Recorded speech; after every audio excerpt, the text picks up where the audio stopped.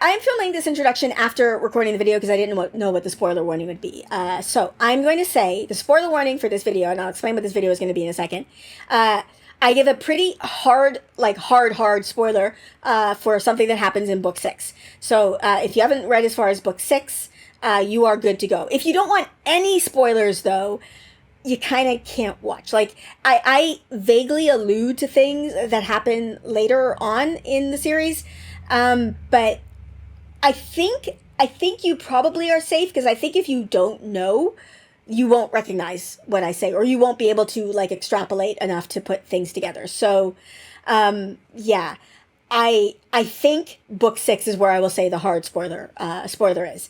What this video is going to be, though, is me going through the trailer shot by shot by shot and giving you my thoughts after having watched it multiple times, and then, of course, slowed down various shots and looked at them in detail. I have not watched anybody else's reaction, except for Bodhi's. I watched Bodhi's, but that's it.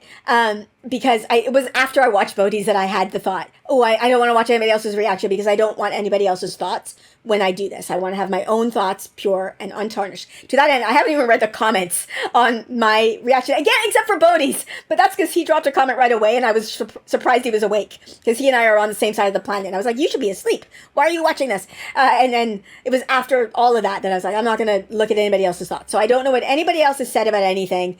I didn't get to watch the 12-hour live stream, obviously the trailer guide on, because I had to work and sleep. Stupid round planet! Anyway, so this is just my untainted, I think, thoughts about this video. Like I said, spoilers to book 6. This is a monster video, so I don't know if I want to say enjoy, because it's long. I guess enjoy, whatever. Let's be nerdy with Let's Be Nerdy. Let's be nerdy with Let's Be Nerdy. So we begin with this shot of people walking in the waste. There's not much to say about this. It's very, very pretty. I like the way the sand looks like it's dissipating in the Prime logo. That's really cool. The only other thought I have, sorry, moving myself over, is that this second person, there they go. The second person there might be Rhuidean, just because they're big, a big boy, but it's the first shot of the trailer. It's the beginning, so not much to say here. The thought I had when I was like getting the clips for this, the show has done a really good job of world building, or I don't know, maybe it's just part of like filming on locations. I recognize this. This is the Two Rivers. I could be wrong. Everything I say, grain of salt, please. But this looks like the Two Rivers, and I'm pretty sure that person, like the first person there, is Alanna. This might be Aiel. I don't know. I think we are riding to the Two Rivers is what I think this shot is. And then we have long-haired Rand. Now, this is where the first dialogue comes in the trailer. Swan says, "The world is changing." And then we get this long-haired Rand. And I don't know. I have my theory, because, again, this looks like the Two Rivers to me, is that this is Egwene's test. This is something from Egwene's test, because I don't know why Rand would have long hair. Like, the only other thought I could have is that it's Tel'aran'rhiod, because why else would Rand be in the Two Rivers? But then why would Rand imagine himself with long hair? That doesn't make any sense. I don't think anybody else would. But from Egwene's test, this might make sense. If Egwene is imagining a future where she married him, or I don't know what her test would do, like that, how they would change it for the show. I don't know. But Rand having long hair makes sense in that context. His jacket, it's reminding me of the jacket that Celine got him, although I don't know, I can't pause it the way I've got this formatted, so I don't know, maybe I'm wrong about this being a fancy jacket. It is definitely worse for wear. You can see sort of the fraying on the shoulders there. But right now, I'm not planting my flag like in firm theorizing, but Egwene's test is what I'm saying. And then we've got Moiraine pulling the Choden ball, and I've tied these two shots together actually, because I think in the teaser, they tied them together. Not this shot, but Moiraine with the sphere and then all of these weaves. So I'm assuming that this is Moiraine. Again, grains of salt, please have them all ready, because everything I say. But I'm assuming, again, Moiraine. I'm still guessing that this is the Choden ball. Choden call for all you purists, but I'm assuming that's what it is. And somehow in Rhuidean or the Waste she's found this. So yeah, it's just, I'm still really impressed by that drone shot, by the way. It's just gorgeous. So yeah, that's my guess. And then the shredding. Now, this is the shredding in its entirety. I'm just putting it here just because we have to look at it. It's gorgeous. Everything going on. It's amazing.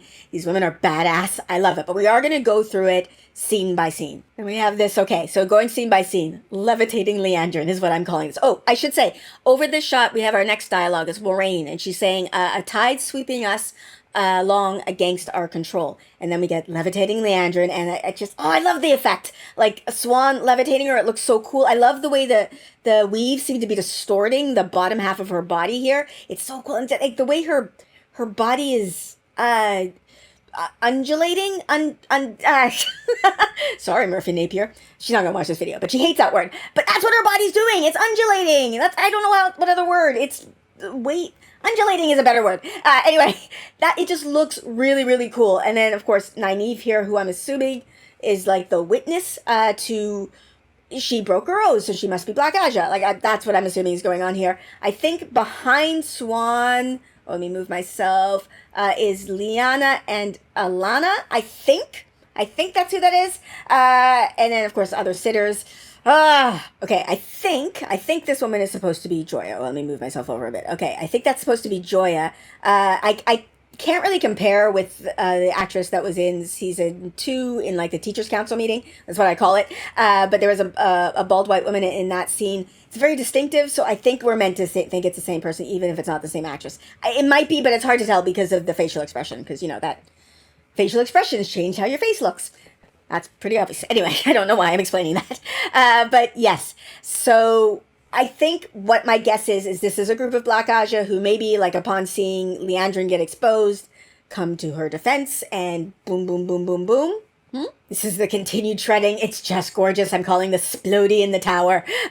So yeah, let's Lyanna over here, there, cringing. I guess, like, not, I don't mean that in like, oh, she's cringing, but she's like away from the Splody. Like she's trying to not be hit in the head by very heavy things.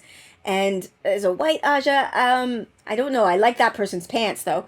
But yeah, so I give it to me. Again, this woman, I'm totally based on, I'm thinking that this woman here, the bald lady, is Joya, that this is our Black Aja posse attacking with Fireball. Further proving my theory, I keep saying this, grains of salt, that this is people coming, like these are Black Aja.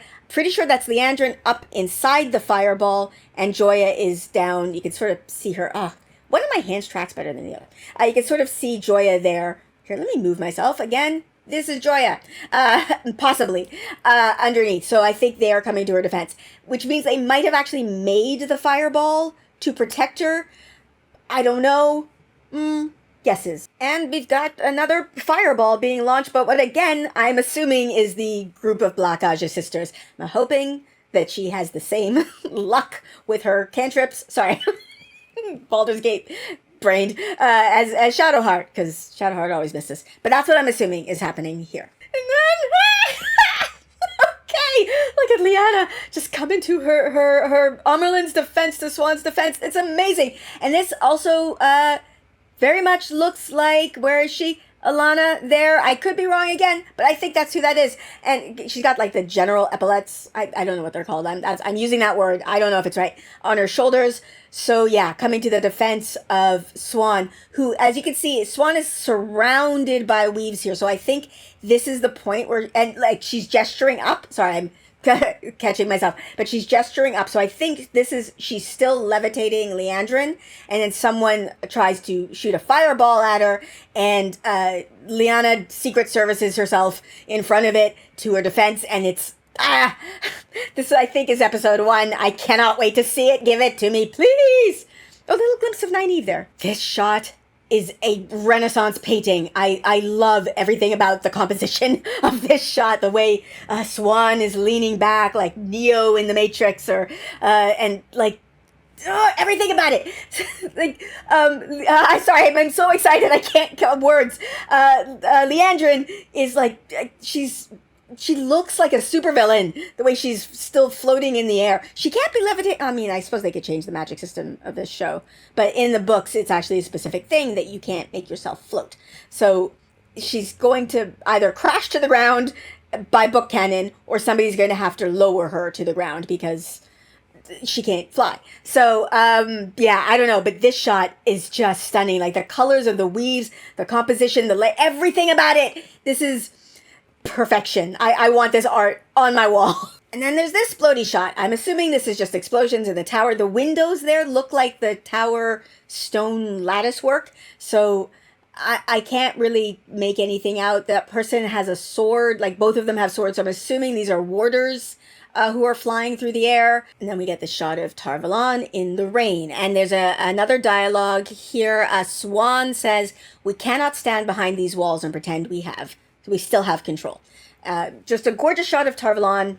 Not much else to say here. But that shot is followed by this shot, which in the teaser I said was Age of Legends.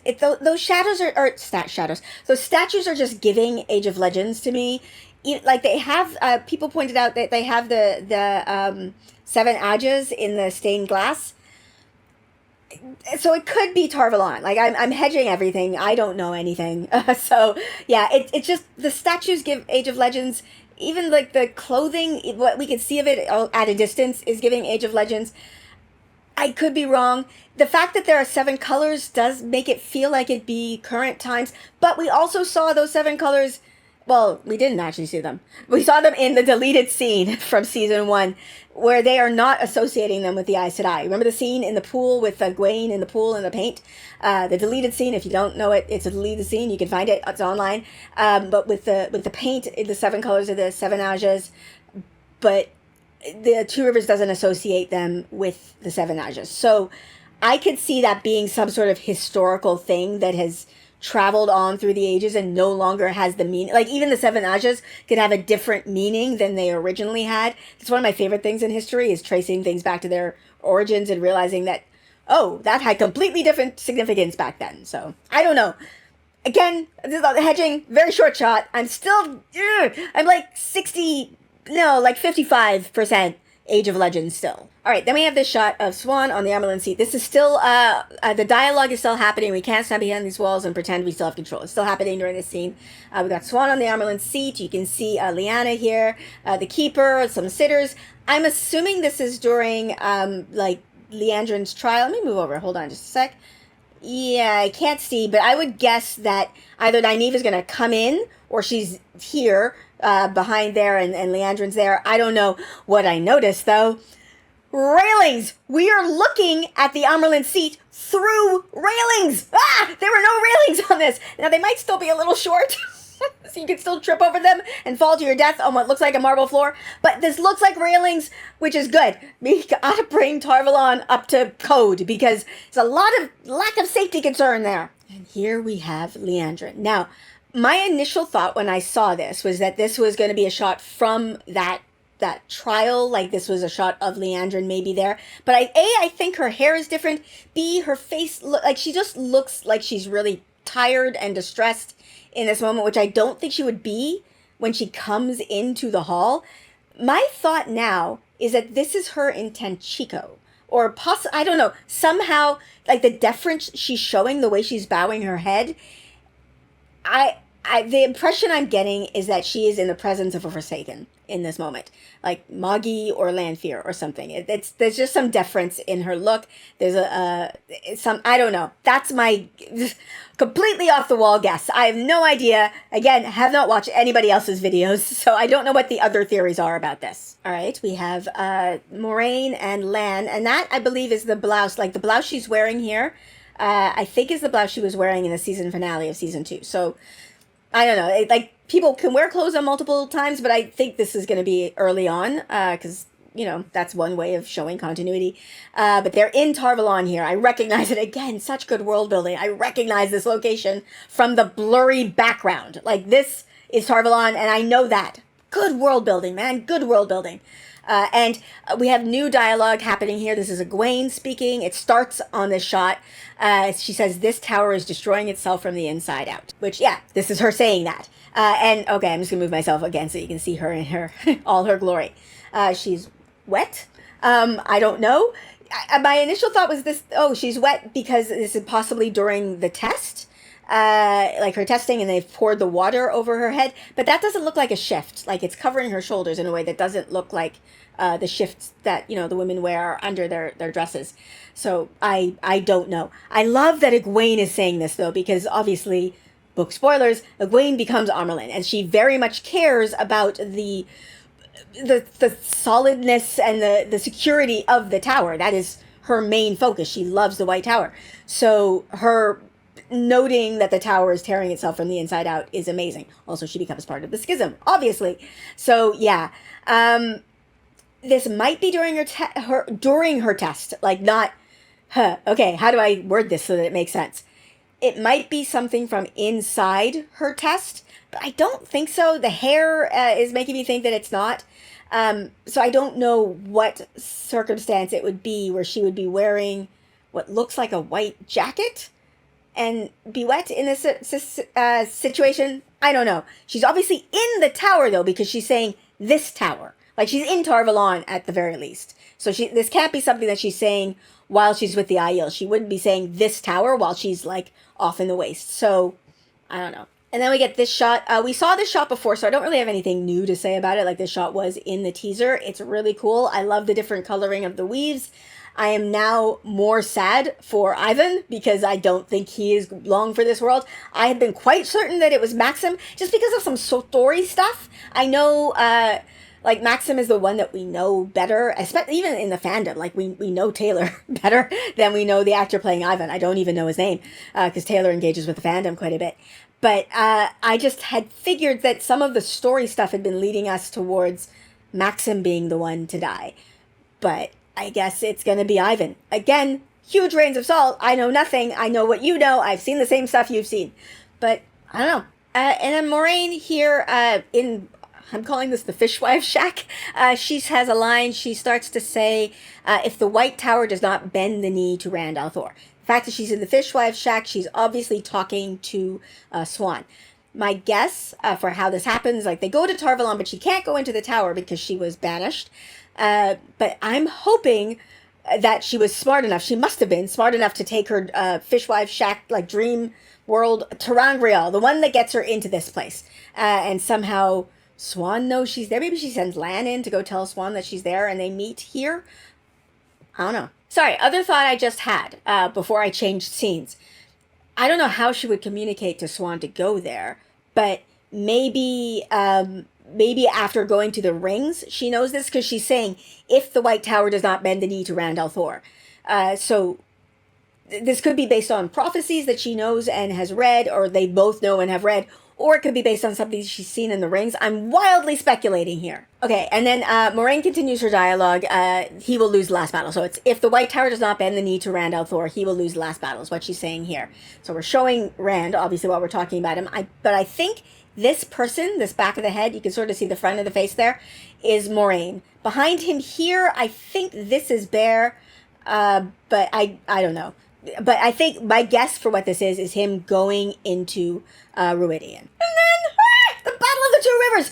We've got like these wooden barricades. I don't know if there's another word. That's the only word I keep thinking, and I know it's because of Les Mis.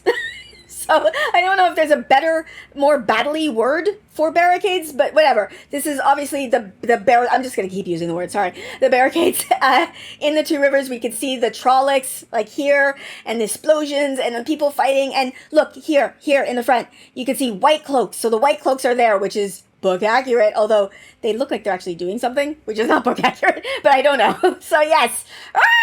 We got Perrin with an axe in a Trolloc, and he's chomping on that. I mean, he's not actually chomping on the Trolloc. Well, he might want to, because, he's probably wolfing out in this moment. But he's, like, axing the Trolloc, and it's amazing, and it's incredible. Also, look.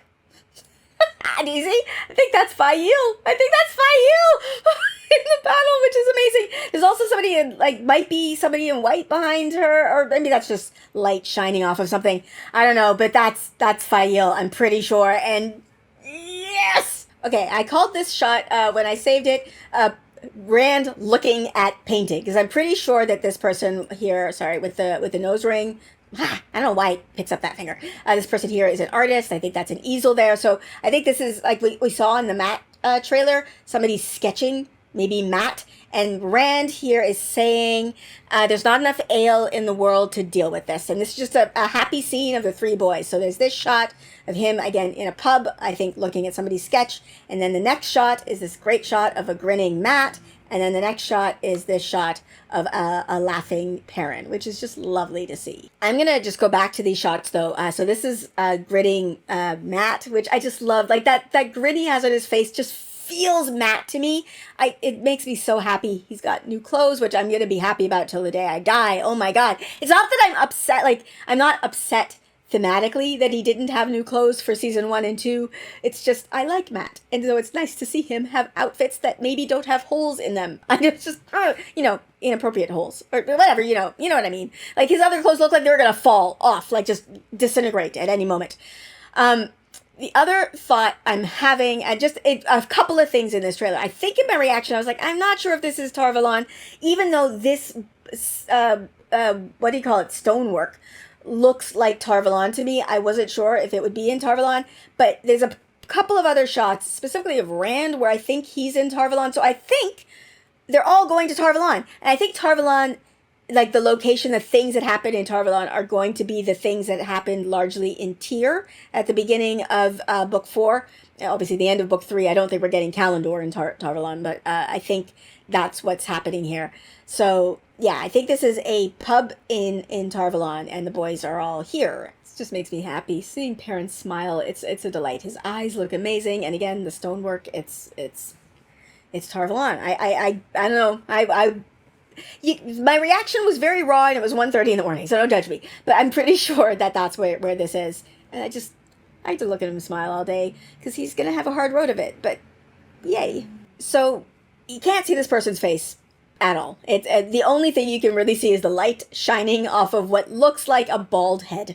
So my guess is Joya. My guess is she's in a cell. This is, she was captured and put in a cell in, I believe, Tyr. I think, it was Amiko and Joya, I believe, in Tyr who were put in a cell.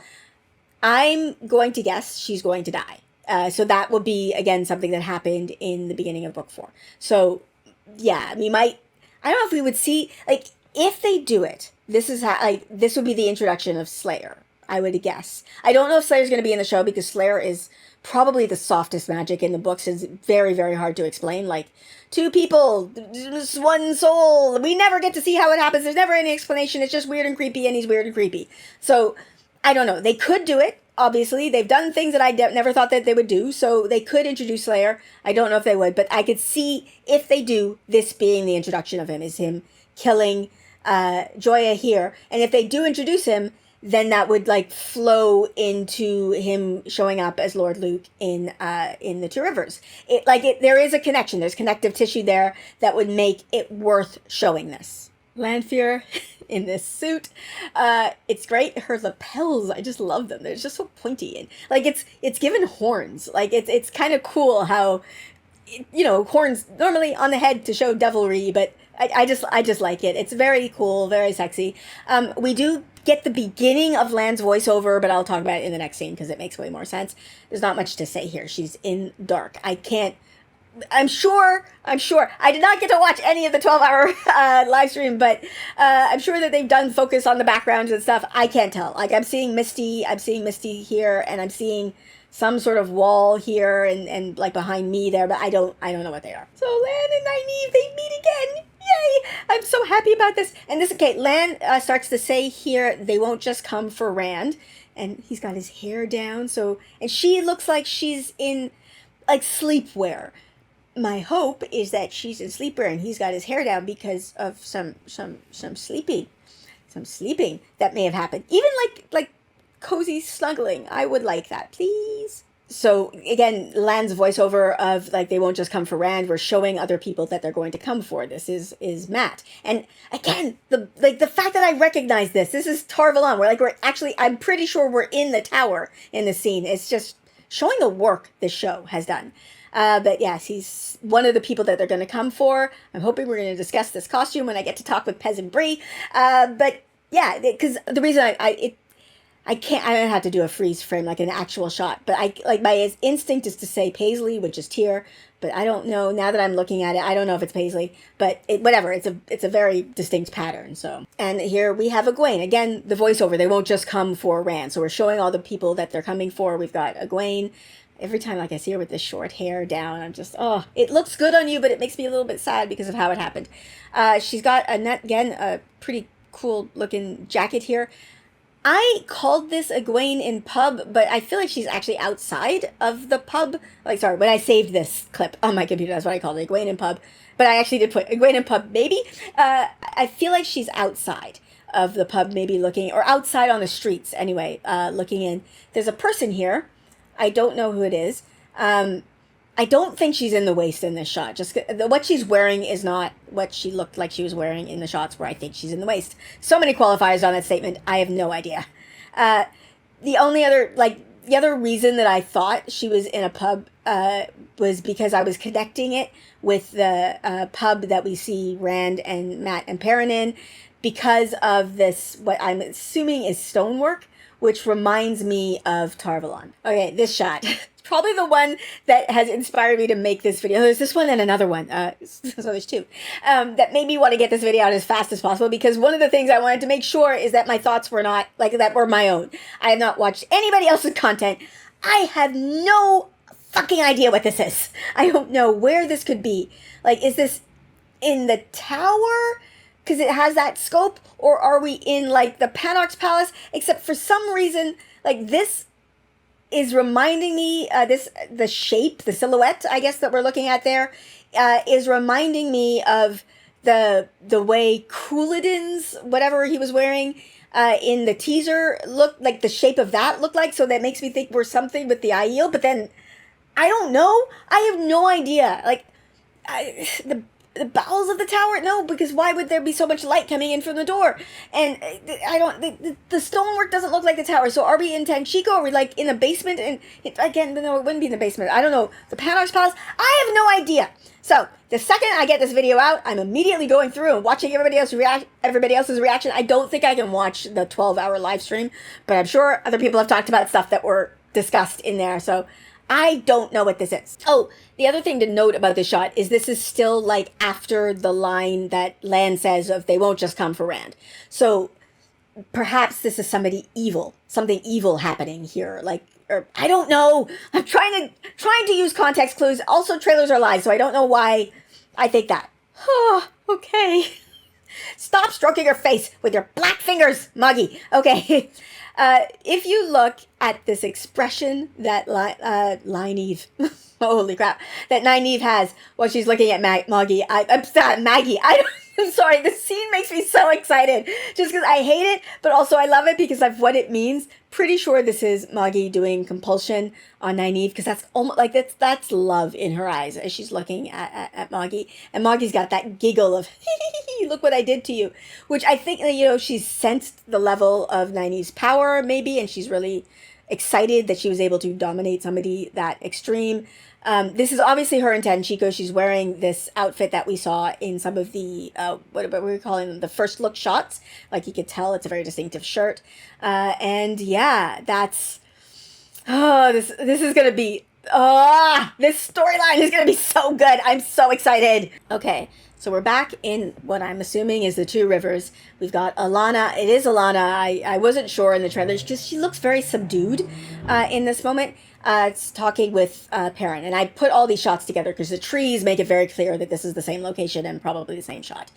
The trees also, when I made the connection, I almost cried. I'm pretty sure this is Perrin's parents' grave. I don't know if they're doing that in the show. We haven't met the parents yet, but again, in the books we never did.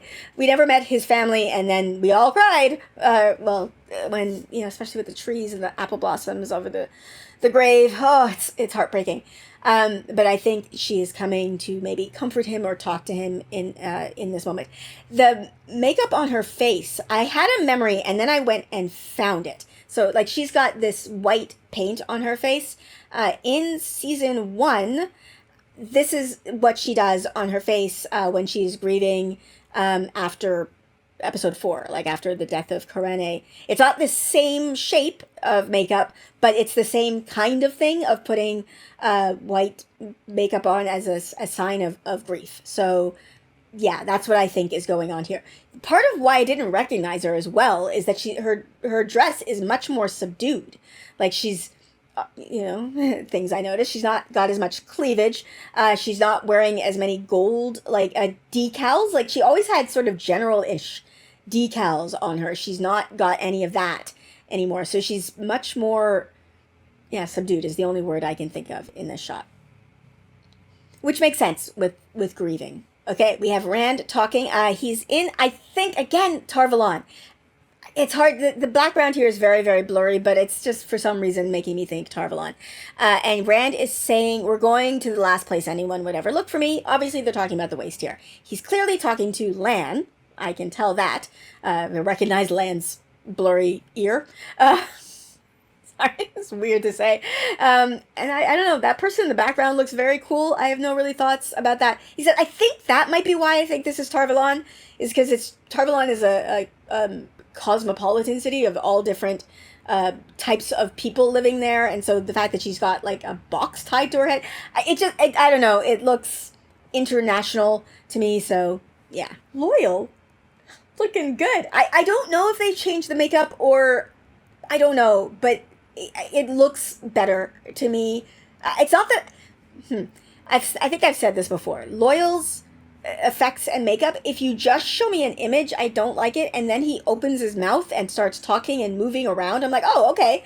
So the actor, I guess also probably all special effects and makeup is meant to be acted in, so it's meant to be moved, but the actor also does such a good job that I don't notice the things about the makeup that I didn't like when it's just a still image. So yeah, but this also just looks better than what I remember from when I saw him for the first time in season 1. I still am on my this is a dream that Lanfear is inserting herself into. I can't think of any other context, mostly because, quite frankly, of the jacket that Rand is wearing here. Rand is wearing here. That's his season 1 jacket. We haven't really seen him in that since then, so it's a very distinctive jacket. I think she's inserting herself into his memories. Even the way like she's got her eyes open during the kiss very much says to me, like she doesn't look like she's not looking at him. Like people sometimes open their eyes when they kiss, but they usually are looking at the person they're kissing when they do that. She's looking away. This feels like she's trying to manipulate in this moment. Like it's a case of, I'm going to take over your memories of Egwene and make them about me. And she's making them about, like, it's not, she's got the short hair that she always has in dreams, where she's like, I'm Lanfear in a dream. But she's wearing an outfit that I think was a Celine outfit. So I think she's trying to, you remember you loved Celine. You actually said you loved Celine. Here, this is a memory of yours of somebody you loved, but I'm going to put myself in that place. That's what I'm putting together from the pieces here. And then we get the shot of Egwene, and I think this is Bear. I think that's the actress who's playing Bear. And Bear is saying, you do not belong here. So I think what this is, again, almost straight out of the books, although probably different locations and stuff, is Egwene beginning to explore her abilities as a dreamer, looking around and ending up in the waste with Bear, and Bear's being like, you don't belong here. So yeah, I'm loving the way, the aesthetic of the Aiel. I don't know why Egwene is wearing like that outfit. It's, I don't know why she would be dreaming herself in this particular outfit, but I'm sure we'll get an explanation. I don't know. It's a cool outfit. I'm very excited to see this exploration of more of Egwene's abilities. I do not like this shot. Now, I know it's a dream. But the fact that they're connecting, like, this shot comes right after the "you do not belong here" with Egwene out in the waste. This shot here where she's got those things on her wrists, which is like with the Sul'dam, where she's telling her, you don't belong here, and then the next shot is this. I feel like the connection we're supposed to make is you don't belong here in the dream world, you belong here, which I hate. And I know that we're not meant, I don't think the show is saying she belongs as a slave. I don't think that, but I think that's the trauma that we're supposed to connect here. Also, it makes perfect sense that Egwene would be dreaming about this. This is a horrific thing that happened in her life, so yeah. And then there's this shot. I think the person who is like disintegrating there, I think that's Egwene. It's hard to tell because most of the face disappears, but I think it is. And then while I was trying to figure out what this would be, like if it's Egwene, then this is probably Rhenna on top. And it reminded me of, hold on, I'm going to move over because I think most of these shots will happen on the other side of this, of the way that people seem to move and transform in the dream world that we saw in season 2. So this disintegrating effect reminds me of this. So I do think, I mean, obviously this is not like a thing that Egwene is doing to somebody, but I think this might be her escaping the trauma in Tel'aran'rhiod, learning how to move from place to place. So she might even have a collar on there. Oh, I'm just seeing that now. But I think that's what's happening here. She's having a trauma dream and is learning how to control her dreams. Okay, so first thing, I like the font they're using. I'm going to figure out what font that is. I like it. But there's this shot. We saw the shot in the teaser, and I think we all thought it was Avi. I'm not sure it is anymore, although I'd still, like, I look at it and my brain goes, oh, Aviendha. But I don't know, because I don't know where Aviendha is going to be. This looks like the waste to me, so I don't know. Is she going to be in the waste, or is she going to be in Tenjiko? Is she going to be in the Two Rivers? I don't know. Oh, I forgot. The next dialogue begins here. It's Aviendha, and she's saying, our people have been waiting for the Karakarn's arrival. And then, of course, we get this next shot, which is the Karakarn's arrival. So here he is. And yeah, that, like, ridge in the background looks like it might be this ridge. I don't know. But obviously, that's Lan there behind him. There's more Aiel as they are walking into the waste. And he's bringing a sword. Very rude boy. Look at those tattoos. I mean, it's the one tattoo. But does he know he has the other tattoo? Like, has he only looked at the one wrist so far? But, very loud motorcycle. You could probably hear that. I think it's being picked up by my mic. But that tattoo just looks amazing. It's glistening and shining in the way that it's described in the books. It's so good. I don't really, like, there's no new information that us book readers are getting from this. It's just amazing. It's really cool.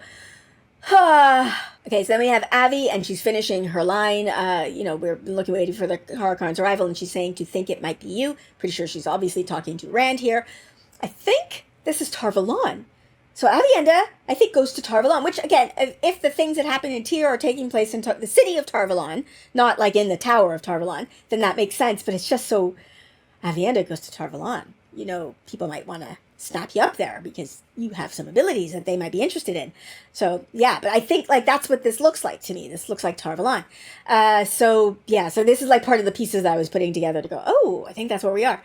This person here, Bane or Chiad, which I love that I'm not sure, because in the books, I know they're distinct people. I know one of them is interested in Gaul and one of them is not, but I can't, and Gaul is interested in one of them but not the other, and I get them mixed up in the books all the time, which I love.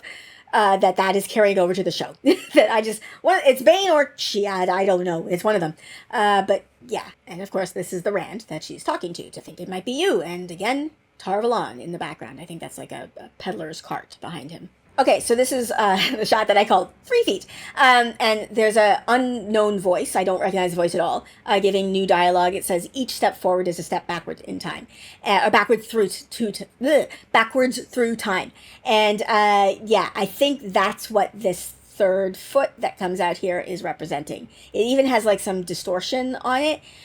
So I think it is showing like time dilation. And then the shot in what I think is very, again, grains of salt, but I'm pretty sure this is a sweat tent, so I think we're in the waste. And then maybe that person is explaining, like maybe that is the person who's saying about the every step forward is a step backwards through time.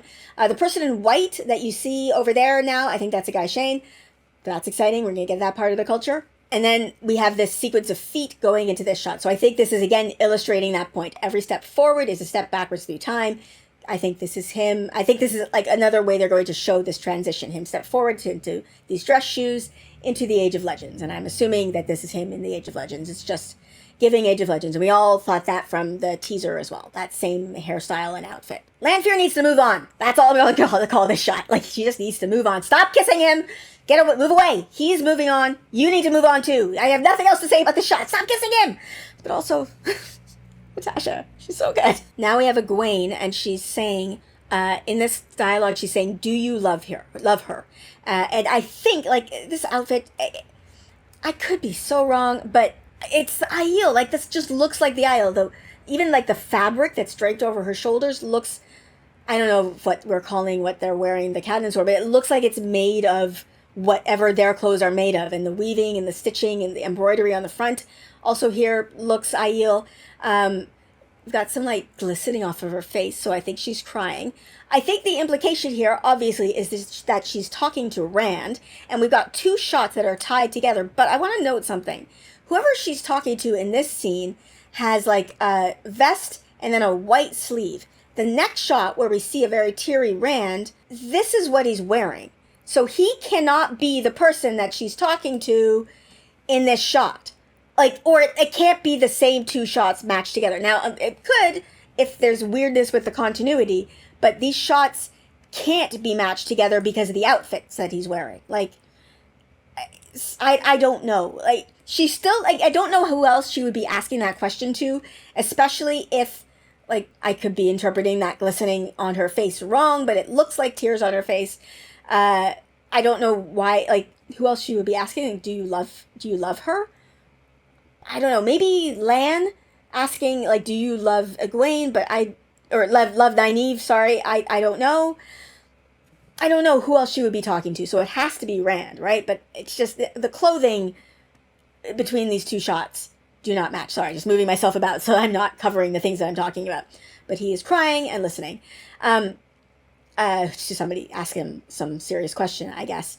As I said in the trailer, I don't know that one of the things about these 8 episodes marathon seasons, I don't know how we'll show, like, how there could be enough time to have shown him falling in love with either Elaine or Aviendha, which are the two possibilities for this. It's possible you can do it. They've done things that I didn't think they could. So it's very, very possible that she could be talking about Elaine. Elaine would make the most sense. But I don't know. The other one that would make sense is Lanfear. Like the other one sorry, I'm just coming back in. The other one that would make sense is Lanfear / Celine. I don't know.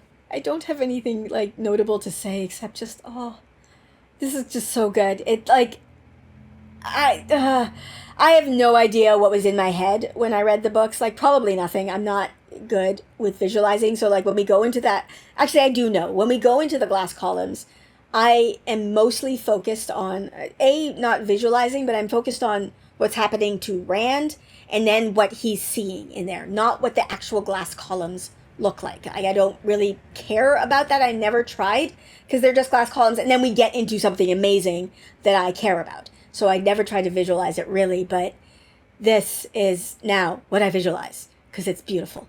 It's stunning. And then a very parched Moiraine. I'm assuming just with the blue behind her that this is her in Teleron. No, in Rhuidean.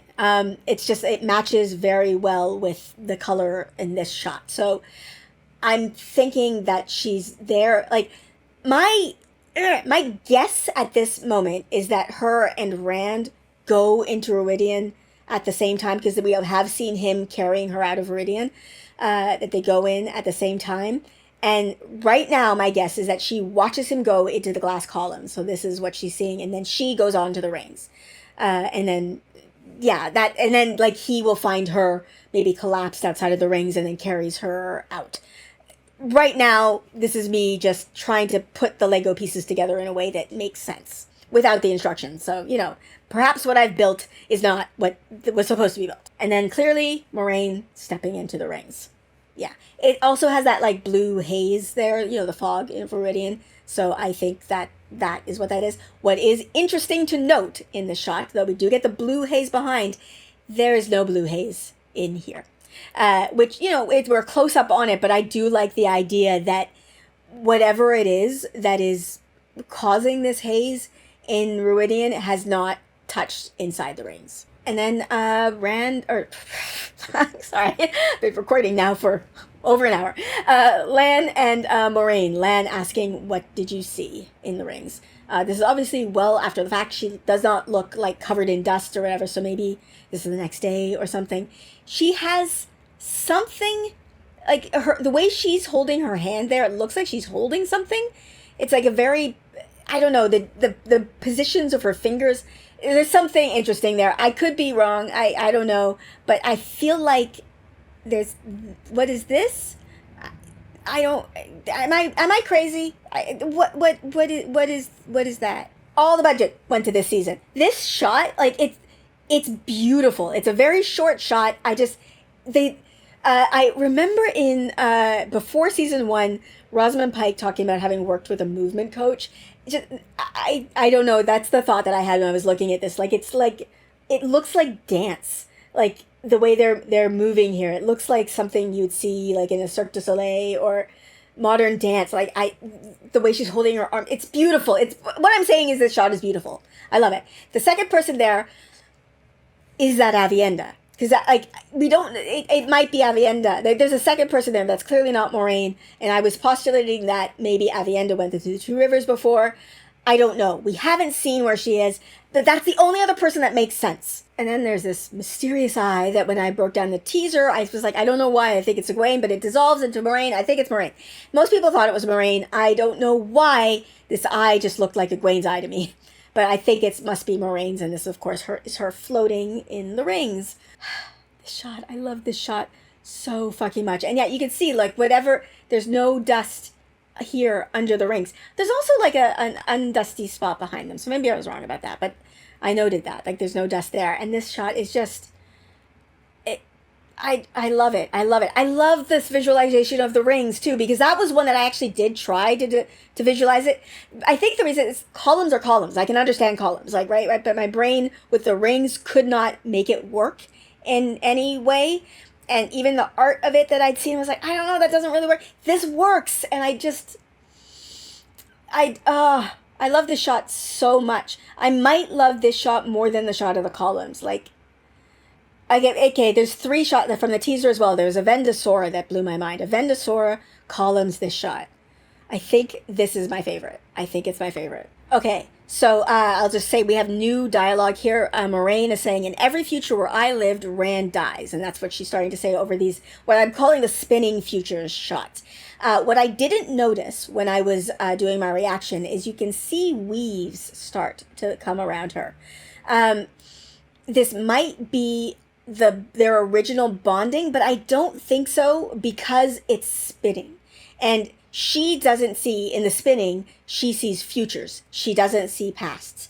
So this could be some sort of rebonding in the future, or I don't know. But I think this has to be a future. So it cannot be a past vision of their original bonding. I'm saying cannot, like I'm the authority. I don't know. But my brain is connecting spinning scenes now with possible futures of Moiraine. So in some possible future, she bonds him again? I don't know. Or maybe like there's another weave for another reason, but that weave, it's very clearly meant to evoke that scene from the end of season 2. And then we get this other spinning scene future that looks clearly like Moiraine bowing to Rand. I'm wondering if every single spinning future scene is one that we're supposed to be able to identify, because I can't identify what this is. I have no idea. She's bowing to Rand in front of a circle of people. I don't know. Like, some of them I think we're going to be able to recognize. Obviously, the ones where she's dressed as the Armelin, we know. I don't know what this is. Any theories? Again, I've not watched other people's theories, but my guess, like the reason I'm not as curious about this as I am about the other 2 scenes, one I've already talked about, is that I think we're not meant to be able to know what's happening in all of them, because they're possibilities, they're flickers. This one, we are meant to be able to recognize, because that outfit is clearly her as the Armelin. We saw this in the original teaser. It's Rand lying dead in her arms with like a bloody sword beside her. I wonder if we're meant to think she did it, or possibly he did it to himself. I don't know. It is interesting that that wound is in his side, which is where he gets his side wound, his Fisher King wound. The blood is looking very black, I'm noticing right now. Like, it's not looking red, it's looking black, which is evil. And this might be my favorite of the future spinnies. Moiraine as Amerlin. We've got the sitters there behind her. This is her keeper. I don't know if we're meant to know who her keeper is. Because if future, so I don't think her keeper could be Swan. Like, I don't think Swan would go on to be the keeper. Which was my only guess, literally based on skin color. So, because the face is so obscured, I don't know. And I haven't done like a freeze frame zoom in, but I don't know. So, yeah. And Rand, obviously, on his knees, looking terrified in the red jacket. I love that jacket on him. So, yeah. Oh, I should note, during this scene, she's saying, and the only way he lives, and then the futures are continuing to spin. So the only way he lives. So then she finishes the line here in this shot between the two of them, where you can't see anything in the background, but I'm assuming this is in the waist, is if I don't. We saw this in the teaser, so there's not really anything new to say here. And then we get this series of shots where she doesn't live. So I'm assuming all the previous ones we saw are scenes where Moiraine lives and Rand has died. And now these shots, or these scenes, are scenes where she dies and he lives. And we saw this shot before. There's nothing new to say about it, except it's really fucking awesome. I called this the Lanfear murder sequence. We saw this one in the teaser. We didn't see this one, where she stabs her with a sword. So, good. I still am loving the fact that in the shots that we're seeing in both the teaser and here, where Lanfear kills Moiraine, we never see her actually use the power. Like, she's not exploding her head or anything like we know she can do and is willing to do. She wants to kill her. She wants to feel her die with her hands because she's mad. She hates her. She hates her so much. And I don't know why that makes me such glee, but it does. Maybe it's bringing me glee because I know that if, things go the way the book does, we will win, like our side will win, and Lanfear doesn't lose, but whatever. Anyway, yeah, I love that. I also love it because if, again, they go the way the books do, Moiraine will take Lanfear out with physical fighting. Like, she's not going to use the power on her. She in the show, she stabbed her, and in the books, the way she takes her out is she tackles her. She physically tackles her, which I love just thematically because of, my love of the Nynaeve, and specifically the Nynaeve-Moiraine dynamic, of Nynaeve feeling insecure by everything that Moiraine does and does better than her.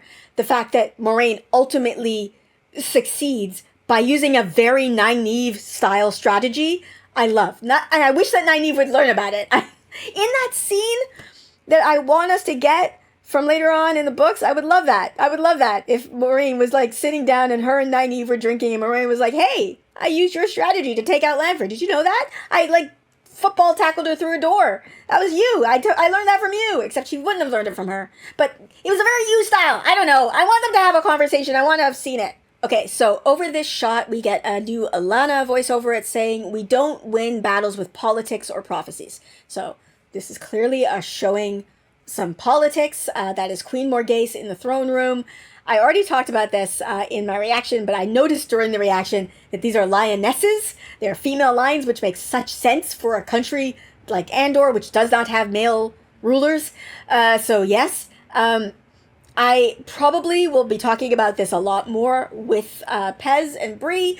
So yeah, but this throne room looks stunning.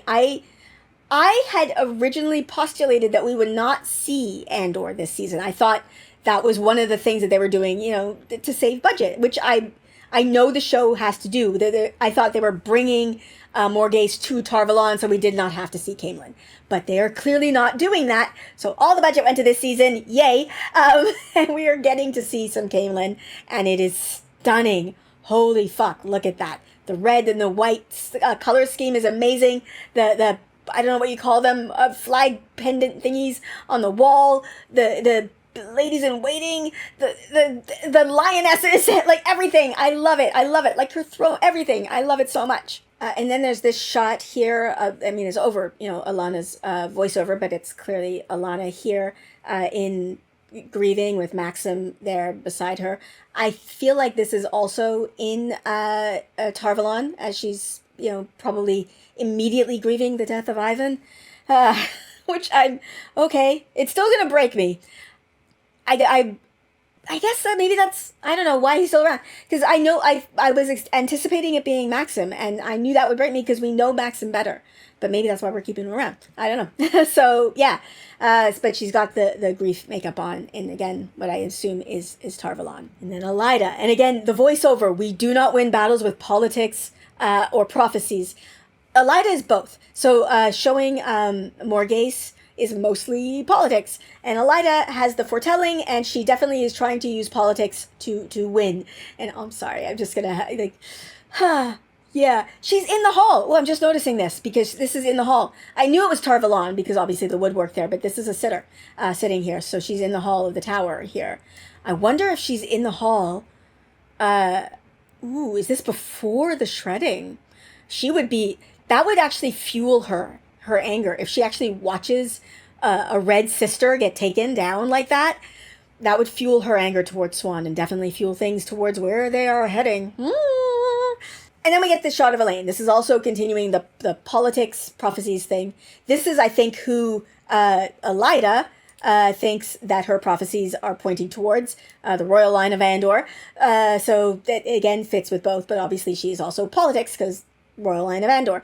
And yeah, we're in Tarvalon. She's obviously still in her novice whites and the lattice work in the background. We're in the tower. And then Galad fighting here. So yeah, I think this is just a practice fight. We've got the novices ogling him with possibly Elaine there. I don't know if that's Elaine or not. It's interesting to me if it is, because I feel like we could see, where are they? Yeah, this is the Royal Guard there. So they could be there to watch Galad. I could definitely see that, because, he is also royal. But I could also see the Royal Guard there being there to watch Elaine, because Morghese is pissed that her daughter went missing. And so I could see them being like, she can stay here, she needs training, but I want my Royal Guard on her. Like, I could totally see that being part of it as well.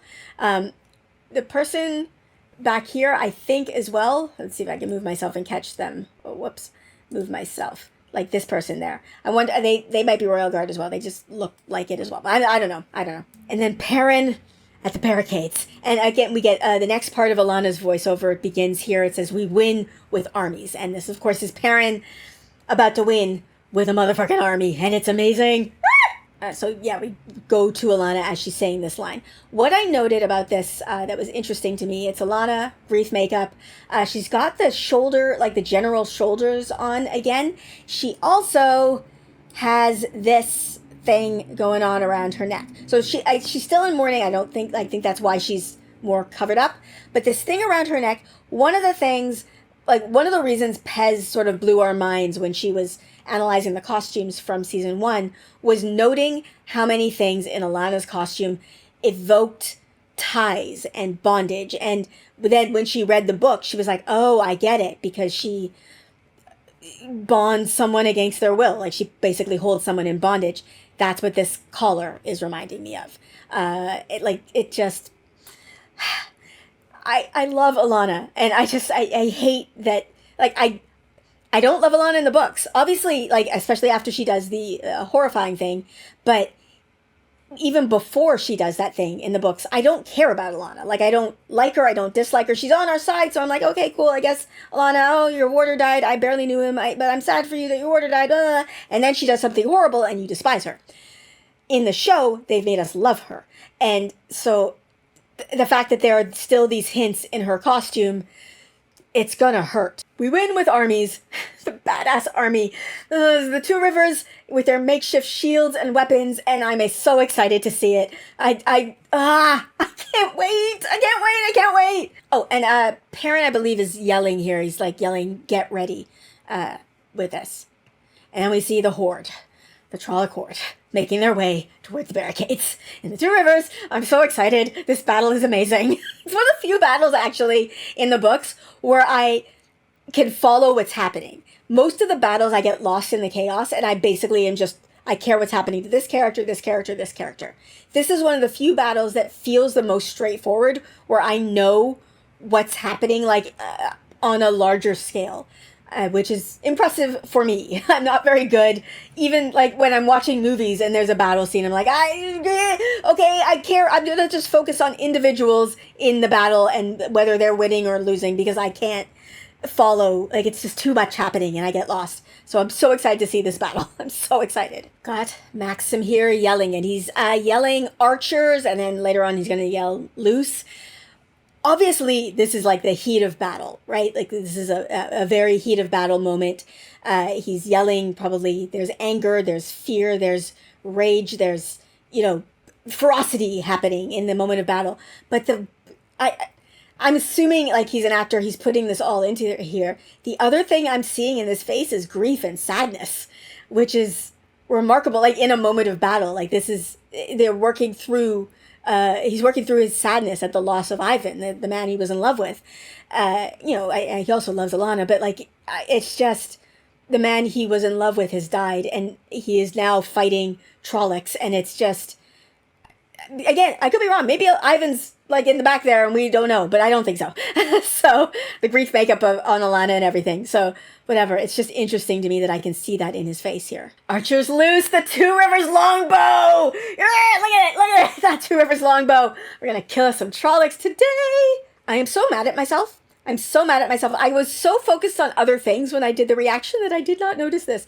What I've called this file in my computer, like this little clip, I called it Aiel! Exclamation point, exclamation point, exclamation point. That's Aiel! Ah! I love you. I'm so excited to see you. You are problematic in the books, but I'm waiting for the show to make us all love you and for everybody to see what I see. Because I actually, at this point in the story, I do love her. At this point in the story, I love her. So, she's won me back after having done something bad to Loyal that made me, and whatever. But she's won me back at this point, and I'm so excited. Because I also, like, in the books, even when she's problematic, I always love her a bit because Perrin loves her so much. And it's just like the transitive properties of loving someone. I love Perrin, Perrin loves her. Therefore, I love her. So I want to love her on her own in the show so badly. Please, please. And yeah, this would be Maxim yelling loose, and then they loose their arrows, and it's incredible. Look at that. Look at that. Okay, the other thing I note here, sorry, they're loosing their longbows, obviously. He doesn't have a longbow because he's not from the Two Rivers. He doesn't know how to use them. Or maybe he doesn't have the strength to pull back the string. I don't know if there are special words for arrows. I don't know. But I just like that that's it different. Like, Aiel doesn't have a longbow. He doesn't have a longbow. But the Two Rivers men have longbows. Trollocs being pincushioned with arrows. What else is there to say? It's great. I do think we are back to practical effects. This is daylight. We're seeing Trollocs. I think they're like, those are people, and I love it. I love it. Because like the Trollocs in the beginning of season 1 were so good. And I know COVID fucked them over for the last one. That's why we got CGI Trollocs and stuff. But this is just, give it to me now. Perrin yelling, and it's badass, and it's fierce, it's wolfy, it's great. Perrin, go. I like his armor. I don't know what else to say about this. Like, it's a great shot. I love it. That handle on your axe there, Loyal, looks kind of long. It's just so excited. I'm going to get to see Loyal in action doing the fighting. There's Bane and Chiad in the Two Rivers. Yes, yes, yes. This is so good. It's so fucking good. Perrin chopping down a Trolloc. It's amazing. The other thing to note, I'm going to move myself over here. That's a White Cloak. That White Cloak looks like they're actually in the thick of it. So the White Cloaks are fighting. Okay. Sorry, I'm getting excited again. I didn't ever unget excited, but it's just, this is, I cannot wait to see this. I cannot wait to see this. And then we're back to the tower. Like, this is the hall of the tower. We've seen this overhead shot before, but there's now a splody. So I think this is back to part of the shredding. Okay, it's a very, very cool shot. I love the symmetry of it. It's gorgeous. I don't know why it's here, but yay. I guess this is why it's here. It's just they were putting back-to-back explosions, because this is clearly an explosion in the Two Rivers. We've got these people running from or through an explosion. So I'm just moving myself to make sure you can see all of it. That's what this is. So I think it was just this explosion and this explosion back to back. All right, this one. This is the other shot that I cannot wait to watch other people's videos to talk about, to see what other people's theories are on, because I have no idea, like literally no idea. There's a person, they're weaving, there's mist, and the weaves, I see blue water, I might see white in there, so air, and obviously fire, and I don't know. I have no fucking clue. Okay, this is what's happening in my brain when I look at this. It's hard even to describe what's happening in my brain. The way the weaves are going around them reminds me of the ways that I've sometimes seen music visualized, which might be a Baldur's Gate thing. I don't know. But which makes me go, okay, is it Asmodean? But I don't even know if that, like, if that makes any sense at all. I do not know. I have no fucking idea. I cannot wait to see other people's theories on it. You can let me know. I will read the comments to this one. I haven't read the comments to my reaction yet because, again, I wanted to keep my thoughts, like, my own thoughts. And people always like, oh, you're wrong about this or whatever in whenever you talk about things. So, yeah, but what? I don't know. I have no fucking idea. This one, I think I was wrong in my reaction because I was like, oh, that's a fire sword. I don't think an Aiel would make that, which is why the only person I could think of was Egwene. But looking at it again, like when I was, making it for this and slowing it down, that looks more like an Aiel spear, which in one of the meme reviews I did, maybe one that hasn't come out yet, I don't know, but I talked about how Aiel spears are basically the same length as swords. So, it's silly of me to not notice that. So I think it's a fire spear, which pretty much means this could be anybody. Could be Aviendha. Maybe there's like a Trollic attack in the waist or something, and yeah, because that happens in the books, Trollic's attack, and then she goes out to fight, and people make a big deal about, you're a wise one now, or you're an apprentice to the wise ones, well, you shouldn't be doing that. But, yeah, so that's my guess. It's like, this outfit, that's what, obviously we've seen Egwene, and I'm guessing, like, that this is the outfit specifically worn by Wise One apprentices. Now, like, that I've made this connection, like, after having come to the conclusion that I could be completely wrong about, that this is a fire spear instead of a sword, that this is Aviendha then, which means that she's in the waist, and that this is the outfit worn by apprentices, and this is her trying to get into a battle. In my reaction, I think I said this was the Two Rivers, but after having put things together, I think this is a flashback. It's not the Two Rivers, like, obviously, the reason I said Two Rivers is because of farming, but the location doesn't look like the location of the Two Rivers. But also based on something that we see like a couple of shots from now. I think this is a flashback of, I don't know, something from the Age of Legends, like something in Rand's trip back in the glass columns. So, yeah, I don't know. Like, I don't think these are Aiel because I don't see red hair. Although, there's different shades of red hair. I don't know. But I think that's what this is. This is just people in the Age of Legends farming. And okay, we get a new dialogue that starts over this. It's Elaine speaking, and she's saying, make them believe in you. And it's interesting that it starts on this, like, make the Aiel believe in you, because this is clearly the Aiel. We're clearly in the waste. Now, this is the shot that makes me think that farming shot is the Age of Legends, because that is Yasha Stradowski, but that is not Yasha Stradowski's normal hair. Like, what is this? But that is red hair. So this is, I think, him as an Aiel. Now, he's looking up at something. Here's my theory based on nothing other than knowing that this is a flashback, or guessing that this is a flashback, like, or a way back moment. Is he looking at the hole being drilled into the bore? Is that what he's looking at here?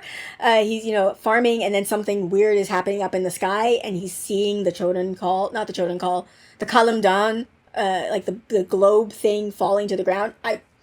I don't know. But putting that shot back to back, like this shot back to back with this shot, this is Lanfear, except I don't think it is. I think this is Moiraine. There's also, like, even, like, the look on her face. She's not looking at anybody that she cares about in this shot. Like, she's just, like, it's not an angry or distaste. Like, she's not looking at somebody she despises. She's just looking at somebody that's just like, oh, that's a person. Like, it's the look that you give when there's a person and you don't know that person, and you have no feelings about them whatsoever. That's the feeling that I'm getting from this So she's not looking at Rand or anything. I think this is just the academic Moiraine who is researching a source of energy that is not sexist. So, yeah. I'm just really excited to see it. I'm really excited to see Moiraine. Speaking of things I'm really excited about, smooch, and I think they're gonna smooch in Valon, and am I peeking? Is my mic gonna pick any of that up? Ah! I'm so excited for this. Smooch away, yes. Give their relationship more foundation, and I love it so much. Wow. Now it's weird that they put the Nynaeve Lan smooching, Nynaeve Rant, good God, no. Nynaeve Lan smooching scene in that shot, because it's in between these two lines of Elaine's, where she says, make them believe in you, and then here she comes and she's saying, and they will follow you to the ends of the earth. I don't know why we got like flashback scenes and then the smooching scene in the middle, but okay. I like this, like what this is making me think is that we are going to lean into Elaine giving him political advice, which is one of those things that gets talked about, like Rand thinks about it, but you don't get to see it. So, like, you know, that show don't tell, this is one of those things where they told in the books and they didn't show. I think showing would have made it have more impact, and I think it would have made even myself take Elaine a little bit more seriously. I really like Elaine now, but I didn't have strong feelings. I was about to say I didn't like Elaine. I don't mean it that way. I didn't dislike Elaine. I just had no strong feelings about her at all until I made a video about her. And I made a video about her because somebody asked me why people hate Elaine. And I was like, people hate Elaine? I didn't know why anybody would, like, the idea that anybody had strong emotions at all about her struck me as odd. And then when I was making my video about her, the more I thought about her, the more I liked her. So I like Elaine a fair bit now. But I think if the books had actually shown her doing the thing that the books tell us that she did, I would have liked her more. So it would be cool if the show actually showed it. The show showed it. You know what I mean? And this scene is making me think it is. The stonework in the back, I'm thinking this is in Valon, but she's not in her novice white, so I'm assuming that this is when they're out. This might be in the same time where you see Egwene out in the street, and I think she's in Valon, but she's not in novice whites. So maybe this is them, like, making their way back to the tower. This is like on a stop on the way to the tower. They're stopping to have a drink in Valon before they go back and become novices again. Like, maybe that's what's going on. Returning to the two rivers here. Oh, hold on. Let me move. Yeah, because Loyal. You can see Loyal over there. And then you've got some Aes Sedai and this person. Okay, so, not Aes Sedai. Sorry, Aiel. I've been talking now for almost 2 hours. So, we've got Aiel here, and then this person. And it's, is that Perrin? I don't think it is. I don't think that's Perrin. I think that's Fael. I think that's Bane and Shiad, and I think that's Loyal. So, maybe Perrin's gone on ahead. Because the silhouette here just does not look like Perrin, does not look big enough to be Perrin.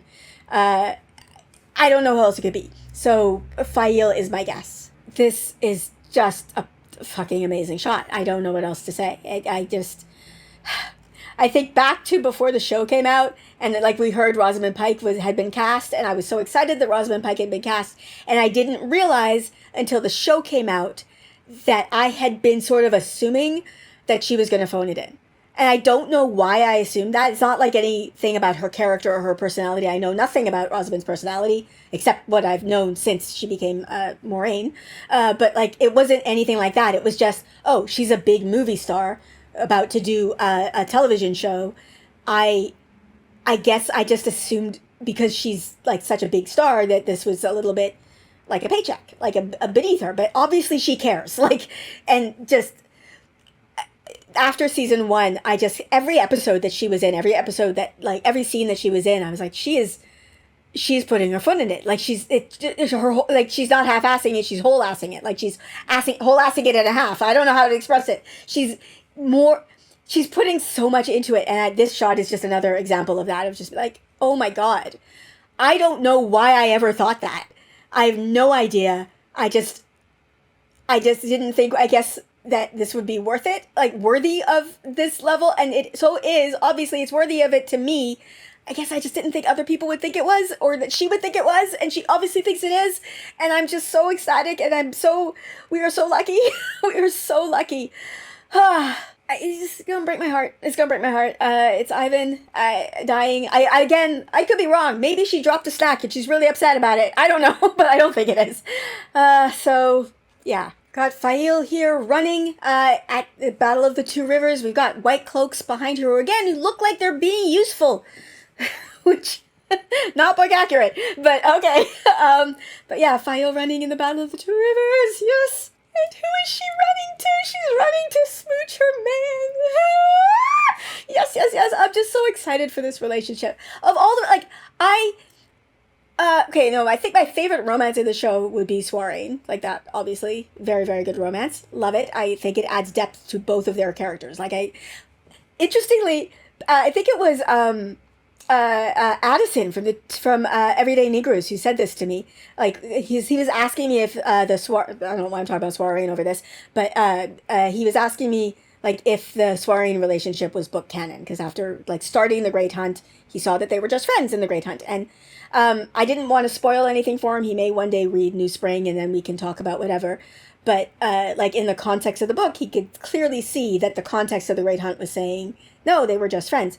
So I said something to the effect of like whether or not it is, I think having them be romantic partners changes, like it raises the stakes, and the way he worded it is that it changes how could you, or it changes why did you do that to a how could you, and like it makes everything deeper, which is such a good way to word it. Like I just thought, whoa, Addison, like that was it was a genius way to word it. So I'm going to use that from now on when I'm talking about it, just because totally stealing from Addison, but I'm crediting him.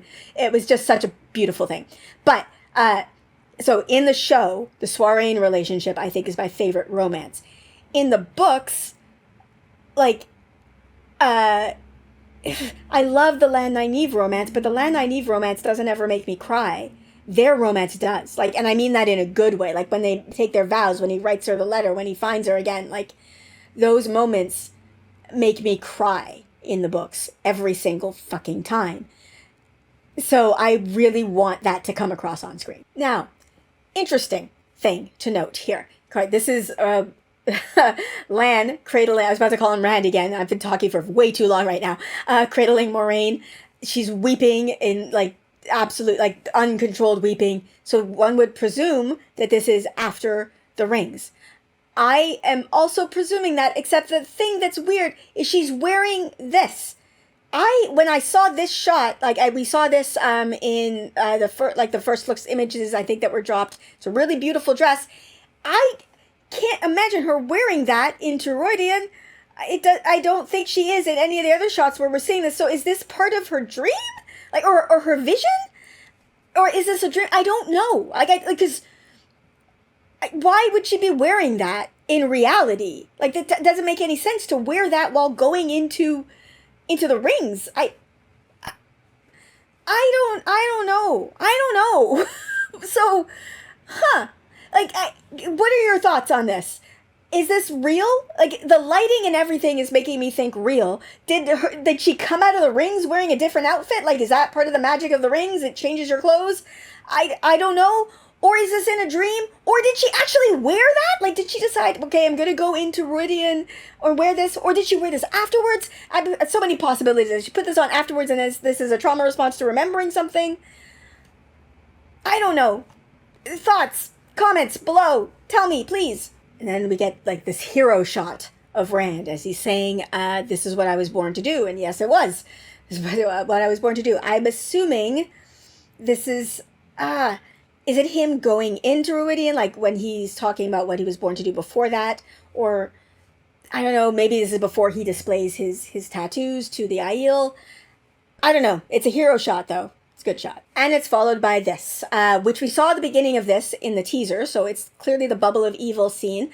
Again, I'm assuming this is happening in a hotel, or what do we call them? Like a tavern and inn in Valon. But it has a second part that we didn't see originally, so this... part is new. This is weaving fire, and I think the black we're seeing there is the taint. And yeah, you can clearly see that there's like a mirror person there on the bed that's disintegrating. They maybe are over somebody, I don't know.